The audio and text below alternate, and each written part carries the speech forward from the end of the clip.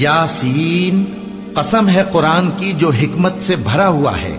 اے محمد صلی اللہ علیہ وآلہ وسلم، بے شک تم پیغمبروں میں سے ہو، سیدھے رستے پر ہو۔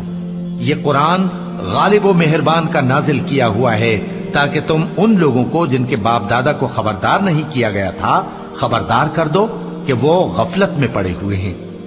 ان میں سے اکثر پر اللہ کی بات پوری ہو چکی ہے، سو وہ ایمان نہیں لائیں گے۔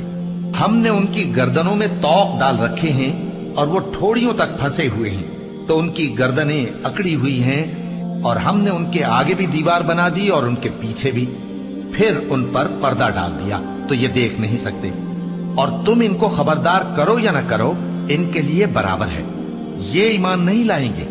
تم تو صرف اس شخص کو خبردار کر سکتے ہو جو اس نصیحت یعنی قرآن کی پیروی کرے اور رحمان سے غائبانہ ڈرے، سو اس کو مغفرت اور بڑے ثواب کی بشارت سنا دو۔